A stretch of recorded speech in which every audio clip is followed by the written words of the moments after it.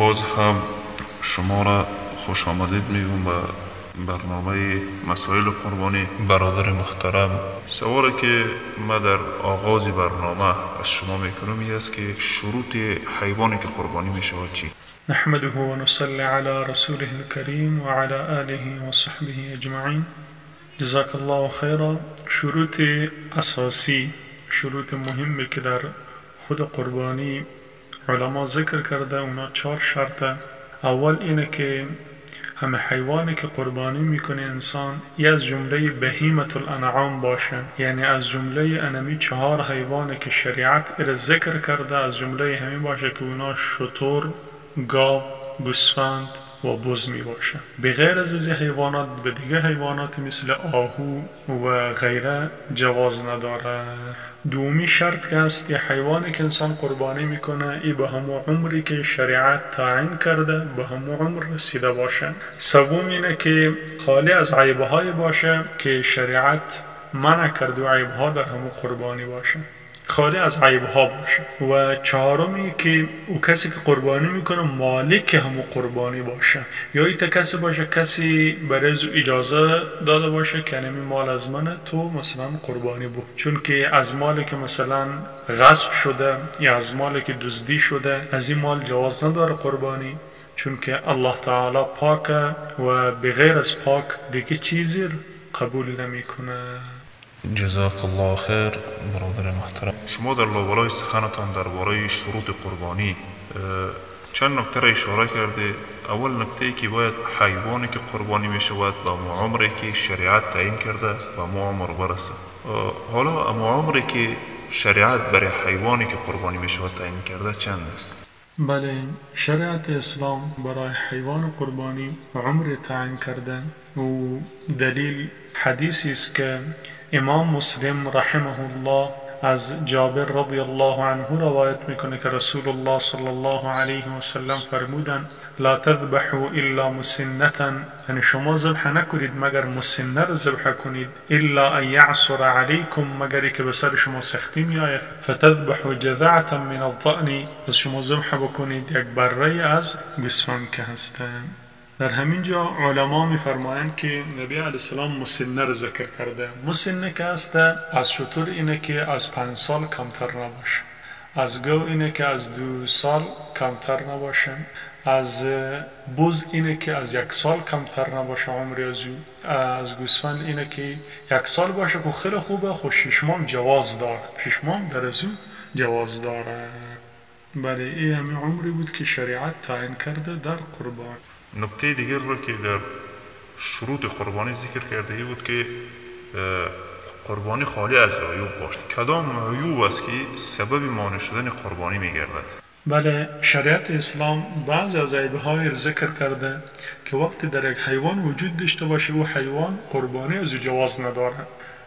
عیبهای آشکاره که خود رسول الله صلی الله علیه و سلم در حدیثی که امام ابو داود رحمه الله از براء ابن عازب رضی الله عنه روایت کرده که رسول الله صلی الله علیه و سلم فرمودن 4 لا یجزین فی الاضاء، یعنی 4 عیبه که اگر یکی از اینا در حیوان قربانی وجود داشته باشه او حیوان قربانی و جواز نداره. اول العوراء البین عورها، او حیوانی که در چشم از نقصان باشه، کمبین باشه یا کج چشم، کلاج چشم باشه، و یا ای که بالاتر از ازی یعنی چشم کور باشه، این حیوان قربانی از جواز نداره. دومی عیب که است والمریضة التي بین مرضها، و حیوانی که مریض باشه و مریضی از آشکار باشه، مثال ایتا مریض باشه که راه رفته نتونه یا دیگه مریضی داشته باشه در ازی جواز نداره. سومی عیبی که رسول الله صلی الله علیه وسلم ذکر کردن والعرجاء البین عرجها، و حیوانی که لنگ باشه و لنگ بودن از آشکارا باشه. و چهارمین عیبی که نبی علیه السلام ذکر کرده والکثیرة التي لا تنقی، و حیوانی که یک جای شکسته باشه و نمو شکستگی از آشکار باشه. اگر دست ازی یا پای ازی قطع بود ای خوب به طریقه اولا جواز نداره.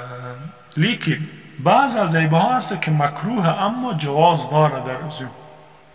او دا عیبیه که حیوانی که شاخ داره خب لیکن شاخ از کمی از شکسته یا مکروه خود جواز داره و یا دندانهای شکسته نقصان در دندان و یا دنبوریده این عیبهایی که جواز داره خود لیکن مکروه. جزاک الله خیر. کدام حیوان برای قربانی بهتر است؟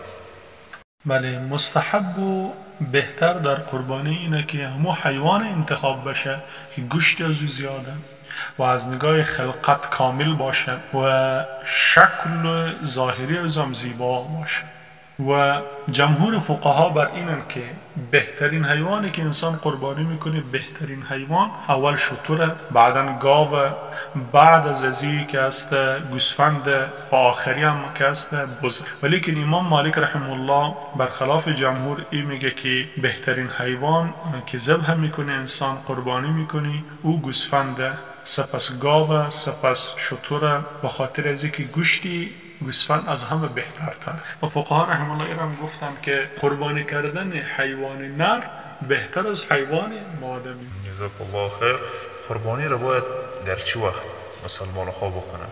بله، وقت قربانی را خود نبی علیه السلام تعیین کرده. وقت قربانی بعد از نماز عید، چون رسول الله صلی الله علیه و سلم حدیثی که امام بخاری رحمه الله از انس بن مالک رضی الله عنه روایت میکنه که رسول الله صلی الله علیه و سلم فرمودن من ذبح قبل الصلاة فانما ذبح لنفسه. کسی که قبل از نماز ذبح میکنه گویا که یقینا امور برای خود ذبح کرد. و من ذبح بعد الصلاة، کسی که ذبح میکنه بعد از نماز عید فقط تم نسکه، پس یقینا این قربانی خود پره کرده و اصاب سنت المسلمین و به طریقه و روش مسلمان ها رسیده. پس وقت قربانی بعد از نماز عید می باشه. تا چه وقت جواز داره؟ در ازی قول اختلاف. خود جمهور علما گفتن تا انمی 3 روز عید، بعض علما گفتن روز 4 جواز داره، خود لیکن او قول کمزوره. قول راجع مینه تا 3 روز عید جواز داره. سوال دیگری که در ذهن اکثریت مردم مطرح میشه ای که شخصی که قربانی میکنه از قربانی خود چی فایده ها گرفته میتونه؟ بله، فایده گرفتن از قربانی جواز داره. الله تعالی در قرآن کریم میفرماید فکلوا منها واطعموا البائس الفقیر. پس شما از گوشت قربانی، از همون قربانی بخورید و برای فقیرا و بینوایا غذا بدهید. همچنین رسول الله صلی الله علیه و سلم در حدیث می فرماید کلوا و اطعموا و ادخروا، شما بخورید و برای دیگه کسا غذا بدهید و ادخروا و همچنین ذخیره بکنید. پس خلاصه این که از قربانی سنت طریقه همینه که خود انسان از خود قربانی بخور از گوشت از او، و دومی اینه که و التصدق منها، از این صدقه بده برای فقیرا، خصوصا برای اقربا و خویشاوندان خیش. و سومین بخش الادخار منها، که ایره از گوشت قربانی ذخیره بکنه. مگر سالی که گرسنگی اینها زیاد باشه بهتر اینه که ذخیره نکنه، ایره برای مسلمان ها توزیع بکنه. و همچنین گوشت قربانی و یا پوست انمی حیوان نباید بفروش. هیچ چیز از قربانی جواز نداره فروختن از او. حتی برای اگر خود قربانی میکنه که خیلی خوبه، اگر نمیتونه دست قصاب که میده، مثلا قصاب از جاده از او ذبح بکنه، خب این جایز نیه که از امی گوشت قربانی مزد قصاب بده، یا از امی مزد قصاب با واسطه پوست قربانی، پوست حیوان قربانی رو برای از بده در مقابل اجر از او. نه، بلکه برای از میتونه همین قسم قربانی بده، خب لیکن در مقابل اجر، در مقابل مزد از او باید پول یا دیگه چیز برای از او بده. جزاک الله خیر. و آخرین سوالی که در این بخش برنامه از شما میکنم این است که انسانی که خودش قربانی میکنه باید چه نکات را مراعات بکنه؟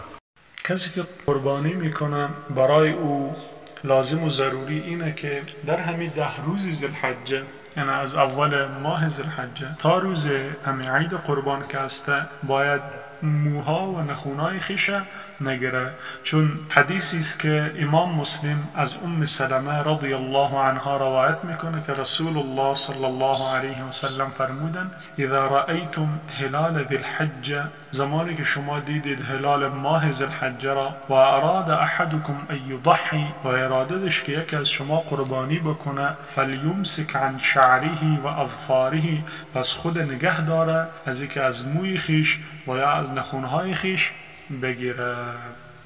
و حکمت نگرفتن موها و ناخونها چیست؟ بله، حکمت در از این است که کسی که قربانی میکنه این خود شباهت میکنه با حجاج بیت الله. همونطور که حاجی که هست در وقت احرام از موی خیش و از نخونای خیش نمیگیره چیزی، این کسی قربانی میکنه، قربانی کننده، این خود شباهت میکنه به حاجی. پس بهتر اینه که و اگر کسی قصداً موی خیش گرفت و یا ناخون خیش کوتاه کرد، پس بر ای توبه لازمه و کفاره در ای باره نیست. ولیکن اگر کسی مثلا نخون شکست و مشکل ایجاد شد، این میتونه نخون خیش بگیره و یا میخواه سر از زخم موی خیش کوتاه میکنه و یا موی خیش میگیره، در ازی کدام گناهی نیست، دیگه جواز نداره. مسئله دیگر متعلق به مسائل قربانی اینه که وقتی که انسان یک حیوان رو برای قربانی کردن خاص میکنی و تعیین میکنی، اینه که بعد از تعیین کردن این حیوان فروختن و یا به گرو دادن او جواز نداره. و همچنین اگر کسی که قربانی کننده ای وفات کرد، انمی قربانی لازمه که ورثه از جاده زو انجام بده. همین قربانی که تعیین کرده انمی را ورثه انجام بده.